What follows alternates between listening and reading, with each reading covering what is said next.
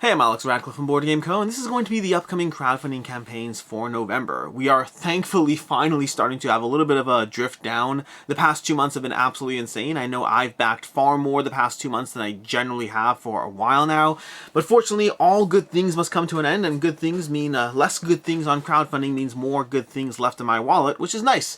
So today we have around 15-20 campaigns to go over as usual before we dive into this, and as always links and all that stuff down below. But before we dive into it, a reminder to go ahead and subscribe to Shelf Clutter. I do these once a month. I have all these campaigns once a month. I go through them, but Shelf Clutter over there on his YouTube channel has the most up-to-date information. Every single week he puts up a video. Every single week it has the upcoming crowdfunding campaigns on Kickstarter, on BackKit, on GameFound, all of that stuff. It has all the cancellations, or it has more accurate data in terms of things that have been canceled, pushed off, adjusted, all of the things that come last minute. The amount of campaigns that show up every single month that I don't yet know about when I do this video, well, there's usually a good, I don't know, 15, 20, 25, 30, it depends on the month, but there's a lot. And if you want the most up-to-date information, make sure to go ahead and throw Shelf Clutter a sub and watch his videos when they go up every single week.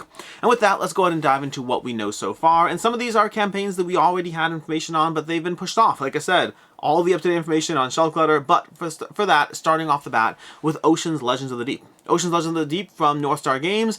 This is one that's been pushed off a few times, but I think a few times, at least once. But Ocean's Legends of the Deep is bringing you 2 expansions, basically 2 oceans. It's bringing you a Legend of the Deep, which is almost like a Seven Wonders Leaders kind of situation, where you have these extra background cards that give your entire species like different abilities, but you can be playing them. You only have one of them at a time. You play them as you go through it. You start with an early game draft. Lots of cool cards, lots of cool concepts. I have a short like 5-minute review of it. Not a ton of information to go over. They're just cool, powerful cards that add a lot of spark to your game of Oceans. There's also a solo mode. If you want to play Ocean solo, there's a way to play Ocean solo now. With 65 inch people following this campaign, they definitely have a whole bunch of people interested in more content for Oceans from North Star Games. Then the big one, the one that everyone's always excited for, is Slay the Spire. Slay the Spire, a game that people, coming to you November 1st, a game that people have been excited about since they announced that it was coming in April of 2021 and then didn't for a year and a half, but now it's here. I'll have content up I'll have content up on the day of the campaign, as well as playthrough content the next day, so you can check that out. I have solo content, I have a review, I have all the fun, good things about Slay the Spire. A fantastic game, fantastic implementation of the video game. I really think it's I think if you like the video game, you should for sure check this out, and if you don't like the video game, you should check out the video game, and then also check this out. Slay the Spire is a fantastic roguelike deck building adventure that just really did an amazing job of making it work on the tabletop. Then we have Goblin Uprising over on BackKit. We have Goblin Uprising coming shortly in like 2 days, 2 hours, 49 minutes. Well, when you watch this, less time than that. But Goblin Uprising is going to be a semi-cooperative game, and yes, that's where they lost me. Semi-cooperative experience as you work together to take down the work together while being mindful of your own objectives as you take down the tyrant and whatnot. Lots of cool art, lots of cool miniatures, lots of cool everything in here. But the word semi-co-op for me every single time is a death blow. I mean, there's so many. I haven't kept a semi-co-op game yet. The only exception is Nemesis so far, and Nemesis is a game that frankly I've preferred playing cooperatively, at least in my plays so far. So yeah, there's that. Moving on from there, we have Roleplay Adventures expansion, Gulpax's Secret. This is going to be Roleplay Adventures, a reprint. I believe it's a reprint as well as an expansion, but it's bringing you Gulpax's Secret, a 7-adventure campaign, another new campaign taking place 2,000 years before the events of Roleplayer. It gives you all the same stuff you like about Roleplay Adventures, if you did like stuff about Roleplay Adventures, as well as giving you a few new things like Professions, for example. Professions is a great add-on they added to the game that basically, as you go through the adventure, you're going to choose a profession, and that will guide you down different story paths in a way that I thought was a better integrated than Nephris's Judgment as far as the expansion content there. So I like those a lot. I like Roleplay Adventures. I like Roleplay Adventures Gulpax's Secret. I've played through the first 2 campaigns, the first 2 adventures, and you can go ahead and check out coverage of the adventures as well as a review of Roleplay Adventures, all going up Tuesday, along with that Slay the Spire video I mentioned. From there we have Zone Wars Mutant Year Zero Multiplayer Skirmish Mayhem. This is going to be a brutal skirmish miniatures game based on the Mutant Year Zero RPG and video game system. That's the information I have on this one. I don't have a ton of information. We have 1,700 people following the campaign, definitely a bunch of people who are interested in more information on this, but I just don't have all that information. It's going to be a skirmish game for 2 to 4 players with cool miniatures and Zone Wars, and sounds fun. We have Fit to Print from Flat Out Games. This is going to be the 4th game from Flat Out Games, or the 4th game in this genre from Flat Out Games. They have a bunch of other games that they've done. Like they did 10 along with AEG. I haven't really figured out exactly what Flat Out does and doesn't do, but I know that they're very famously known for Calico, which is fantastic, for Cascadia, which is fantastic, for Verdant, which is fantastic, and then Fit to Print, which is the 4th in that kind of series series of trying to optimize your score around different criteria. Fit to Print is interesting in the sense that it adds real time to the game, so if you want a real time system as you rapidly try to make your paper score as many points as possible, and yes, it does have a turn-based mode for those who don't want a real time system in their puzzle optimization game, but that's Fit to Print coming to Kickstarter very shortly. Then we have Unconscious Mind. 4,581 people following this campaign. Unconscious Mind from Fantasia Games is delightful. It's basically going to be a midweight Euro. The integration, so I have a review of this up, or I had a review of this up. It had to be taken down temporarily because it went up before it's supposed to go up. Either way, there will be a review up again at some point. But Unconscious Mind from Fantasia Games is a fantastic game. I give it like high praise. And this is the second game from Fantasia Games, famous for Endless Winter until now, and now Unconscious Mind. I think they're both fantastic in very different ways. Unconscious Mind coming in almost at a step above Stefan Feld, around Alexander Pfister, and a step below Lacerda in terms of the complexity of the experience. It has the integrated aspects of so many different aspects of the game coming together as you try to figure out how to build up your tableau and place down your workers and optimize around the game in so many different ways, while not necessarily having the mental load of a Lacerda game just yet. There's a lot going on, but it flows together beautifully. Once you start playing it, it is so easy to pick up exactly what you're doing. Unconscious Mind, I think, is fantastic. For myself, everyone's going to have their different weight class of where they lie. I myself am a Feld Pfister kind of weight class, and Lacerda I like, but with the caveat that I need to be a little bit more mentally ready for those kind of experiences. Unconscious Mind is absolutely fantastic. Highly recommend it. If you like the style of game, I compared it heavily to Encyclopedia from Holy Grail Games, which granted you haven't had a chance to play, or most of you have not had a chance to play yet. So I guess you could late pledge Unconscious Mind once you get your copy of Encyclopedia. If you like one, I think you'll like the other. Lots of fun things going on in both. Very similar styles and approaches to them. But then we have Henchmania, 2nd edition. This is going to be the 2nd edition of Henchmania, which is a game that I don't know nearly enough about. It has like stuff and minions and some degree of influence things, and I don't know enough about this game. It's Henchmania, it's the 2nd edition. They've cleaned up some artwork, they've cleaned up some rules, and it's going to be available shortly on November 8th on Kickstarter. Then we have Copan Dying City. Speaking of Encyclopedia, we have Copan Dying City coming to you from Holy Grail Games. This is another one that's been pushed off a bit. This basically is going to be taking place in the city of Copan as it dies slowly around you. You're going to be trying to figure out how to place your workers in different zones while trying to make sure you manage your resources in this game, because ultimately you have different zones on the board going on that you're trying to be mindful of, but the resources in the game are more available early on, and they become less and less available as the game moves to the next stage and the next stage. Everything's slowly falling apart around you. Locations are becoming taken, resources give you less of a return, and so you're trying to prep around an early game flood and then a late game everything falling apart, and you have to make sure your tableau is built up well enough to sustain that as you go through this. A solid game from the designers of Encyclopedia, from the same company, publishers, designers, all that stuff. This is Copan Dying City.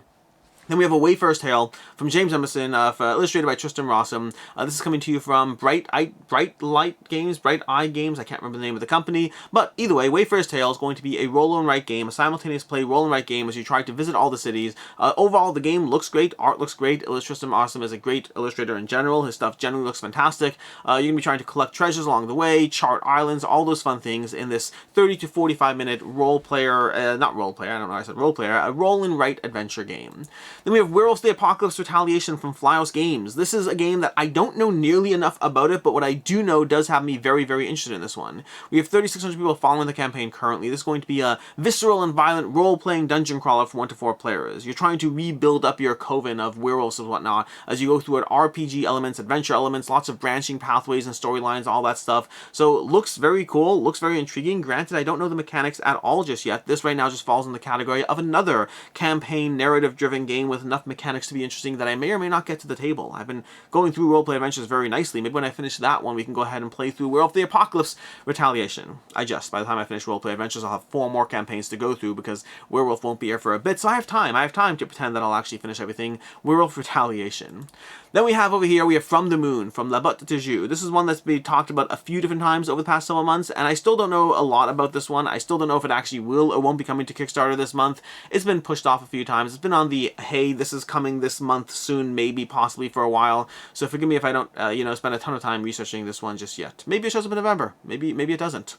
Then we have Maple Valley from Kids Table Board Gaming. Another worker placement game set in the world of Creature Comforts, a spiritual successor to Creature Comforts, and yet not actually Creature Comforts. This is not a sequel. You can play this game without Creature Comforts. You can play Creature Comforts without this game. But set in the general world and atmosphere, this is going to be another worker placement game from Kids Table Board Gaming with a different approach just to how they actually handle all that. But yeah, keep your eyes peeled for Maple Valley coming to Kickstarter shortly.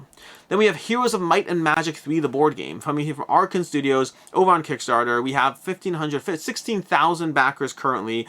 This one is giving me strong Youthia vibes in the general. Like, if you just look at the arts, the stylings, the tiles, getting strong Youthia Torment of Resurrection vibes from this one. Obviously, it's a different game, but just that has a high-level overview in this adventure with cooperative mode, with competitive mode, with solo mode, as you want. Again, strong Youthia vibes, like I said already. This kind of feels like a...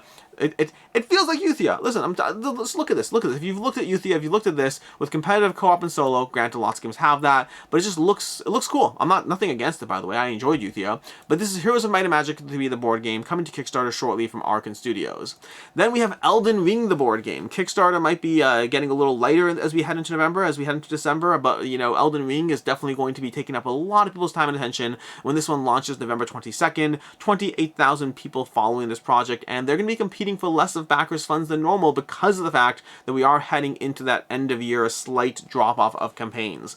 So Elden Ring, the board game. We'll see what happens with this one, but it's going to be a big project with a lot of stuff going on, coming November 22nd. It's not Dark Souls. It has a whole bunch of different systems going on. I'm sure we'll be talking about this one more as we get closer to it. It's going to be a big one. It's definitely going to be a big one, depending on how many followers we get. This is one that I'm still guessing in the range of 8.5 million for this one, but we'll see. Maybe it goes higher, maybe it goes lower. Ultimately, time will tell. Then we have Pest from Arcona Games. Pest is giving you, let's see if we can find a picture over here. Pest is giving you a kind of you're wandering around the map with your doctors over here as you try to build up your tableaus, you try to collect various patients, figure out how to put them to use, slowly building up your tableau more and more, getting various upgrades as you figure out how to manage your economy across, I believe, 6 rounds of play in this one. Coming to you from Arcona Games, this is a heavier system from them. Very intrigued about this one. Lots of dark, you know, plague themes going on. And so, yeah, that's Pest coming to Kickstarter later in November.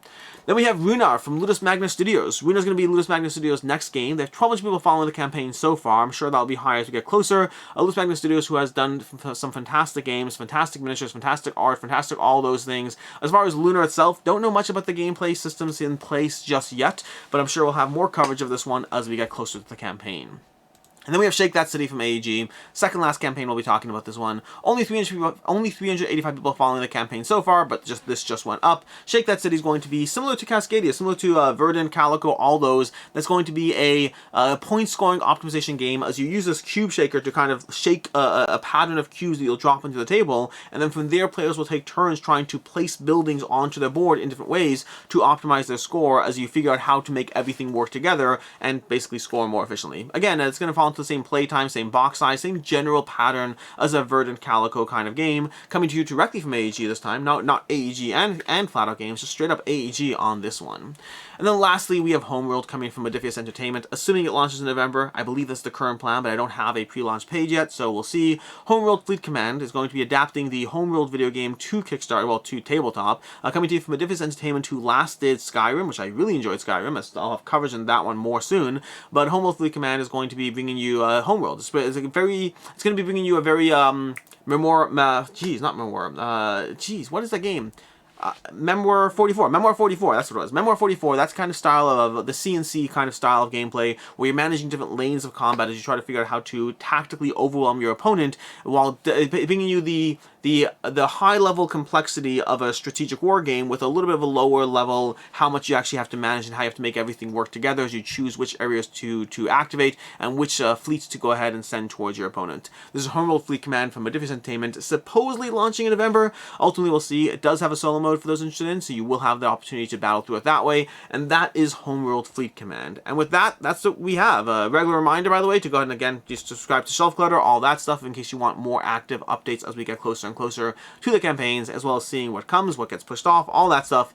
But that is the active crowdfunding campaigns we have for November. There are a whole bunch more. I usually skip a bunch of these. Anything that has, you know, a handful of followers I tend to skip. Anything I don't have enough information on or I'm not yet sure exactly where it'll be launching. Changes will happen either way, but these are currently the roster of crowdfunding campaigns we have for November. I'll have links to everything down below, and there'll be a whole lot more coming up. Even though November does start to get a little lighter compared to previous months, we're still going to see things popping up here and there. We'll still see a fairly active month, and then in December is where it's going to go from slightly tuning down to straight up quiet. In any case, and until next time, I'm Alex Radcliffe from Board Game Co. Hope you found this video helpful, and as always, I hope you have a good one.